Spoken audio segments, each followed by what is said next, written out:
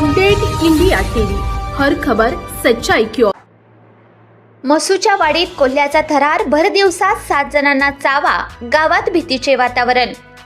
मसूची वाडी वाळवा तालुक्यातील मसूची वाडी येथे एका कोल्ह्याने भर दिवसा अक्षरशः धुमाकूळ घालत 6 जणांना चावा घेतल्याची धक्कादायक घटना घडली आहे। या सलग हल्ल्यांमुळे संपूर्ण गावात भीतीचे वातावरण निर्माण झाले असून ग्रामस्थांमध्ये दहशत पसरली आहे। मिळालेल्या माहितीनुसार विक्रम जनार्दन देशमुख हे घराच्या पाठीमागे काम करत असताना दबा धरून बसलेल्या कोल्ह्याने अचानक झडप घालत त्यांच्या मांडीला जबर चावा घेतला। त्यांच्या आरडाओरडीनंतर ग्रामस्थांनी धाव घेतली, मात्र तोपर्यंत कोल्हा दुसरीकडे पळाला होता। यानंतर या कोल्ह्याने आपला मोर्चा कवटे महाकाळ येथून आलेल्या 2 मेंढपाळांकडे वळविला आणि त्यांनाही चावा घेत जखमी केले। एवढ्यावरच न थांबता गावातील एका महिलेलाही लक्ष्य करत चावा घेतला। दिवसभरात एकूण 7 जणांना कोल्ह्याने चावा घेतल्याची प्राथमिक माहिती समोर आली आहे। हल्ल्यात जखमी झालेल्या सर्व 7ही जणांना तातडीने ईश्वरपूर येथील उपजिल्हा रुग्णालयात दाखल करण्यात आले आहे। त्यांच्यावर लसीकरणासह आवश्यक उपचार सुरू असून सर्वांची प्रकृती स्थिर असल्याचे डॉक्टरांनी सांगितले।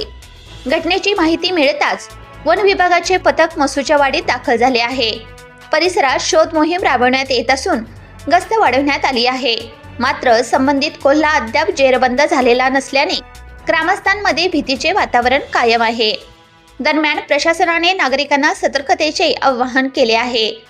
शेतात व निर्जन स्थळी एकटे जाणे टाळावे, लहान मुलांवर विशेष लक्ष ठेवावे आणि संशयास्पद हालचाल दिसल्यास तात्काळ वन विभागाशी संपर्क साधावा, असेही आवाहन नागरिकांना करण्यात आले आहे।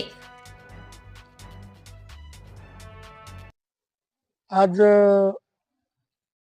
26/2/2026 रोजी आम्हाला मसूजवाडीमधून एक कॉल आला की काही लोकांना कोल्ह्याच्या हल्ल्यात ते जखमी आहेत।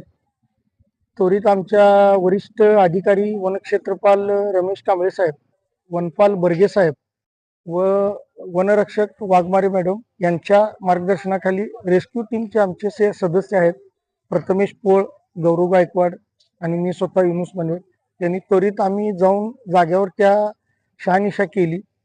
तर सदर ठिकाणी अजून तर कोल्हा काय आम्हाला आढळून आलेला नाही।